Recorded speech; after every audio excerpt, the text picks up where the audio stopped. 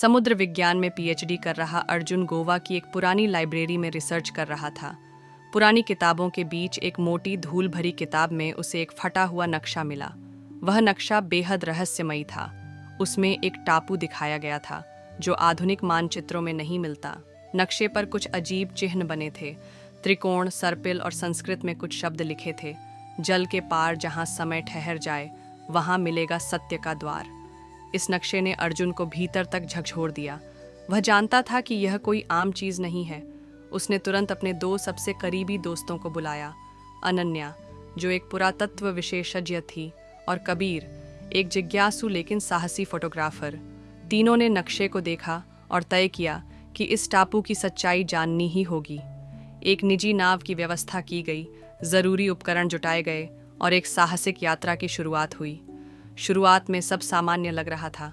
समुद्र शांत था और सूरज की रोशनी नीले पानी पर नाच रही थी। लेकिन जैसे जैसे वे गहराई की ओर बढ़े, मौसम बदलने लगा। आसमान काले बादलों से भर गया और हवाएं तेज हो गईं। अचानक एक जोरदार तूफान आ गया। नाव बुरी तरह हिलने लगी, कंपास घूमना बंद हो गया और रेडियो सिग्नल कट गए। चारों ओर घुप अंधेरा और गर्जना थी। उस रात अर्जुन को एक सपना आया। वह एक चमकते नीले मंदिर के सामने खड़ा था जो समुद्र के नीचे था। वहां से एक रहस्यमयी स्त्री की आवाज आई, वापस मत जाओ, तुम सत्य के द्वार पर खड़े हो। अर्जुन ने जब आंखें खोलीं, तूफान थम चुका था और कोहरा धीरे धीरे हट रहा था। उनके सामने एक टापू था, हरा भरा लेकिन जैसे समय से अलग। वह टापू अजीब रूप से शांत था। तीनों टापू पर उतरे और जंगल की ओर बढ़े। पेड़ पौधे घने थे लेकिन उनमें कुछ अजीब सी चेतना थी, मानो वो उन्हें देख रहे हों। चलते चलते उन्हें एक प्राचीन खंडहर मिला। दीवारों पर वही चिन्ह थे जो नक्शे पर थे। एक पत्थर की दीवार पर उकेरा था, जो अपना भय स्वीकारेगा वही द्वार खोलेगा। धीरे धीरे वे एक गुफा तक पहुंचे जहां का माहौल बिल्कुल अलग था। अंदर एक जलाशय था, इतना शांत मानो समय थम गया हो। जलाशय में छत का प्रतिबिंब ऐसा लग रहा था जैसे कोई दूसरा संसार उसके भीतर छुपा हो। दीवारों पर चित्र थे, प्राचीन प्रतीक जो जीवन, मृत्यु और पुनर्जन्म को दर्शाते थे। फिर एक दीवार पर अनन्या ने हाथ रखा और वह दीवार धीरे धीरे खुलने लगी।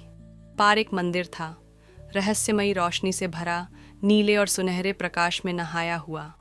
वहाँ हवा में कण तैर रहे थे और माहौल में एक आध्यात्मिक शांति थी।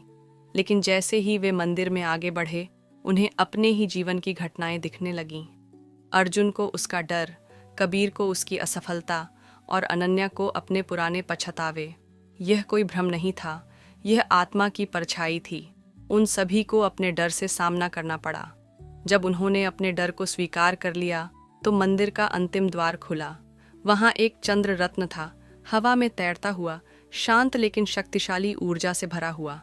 जैसे ही उन्होंने उसे छुआ, तेज रोशनी चारों ओर फैल गई और सब कुछ गायब हो गया। जब वे होश में आए तो वे अपनी नाव में थे। चारों ओर शांत समुद्र था और टापू जैसे कभी था ही नहीं। कबीर ने तुरंत कैमरा चेक किया लेकिन एक भी तस्वीर नहीं थी। स्क्रीन पर लिखा था, नो डेटा फाउंड। पर अर्जुन की हथेली में वही चंद्र रत्न था, हल्की नीली रोशनी के साथ। तीनों की आंखों में कोई डर नहीं था, केवल शांति थी। वो जानते थे कि वे किसी जगह पर नहीं गए थे, बल्कि अपने भीतर की यात्रा पर थे। उनके पास कोई सबूत नहीं था, लेकिन अनुभव अमिट था। उस टापू ने उन्हें केवल एक रहस्य नहीं सिखाया, उसने उन्हें खुद से मिलवाया।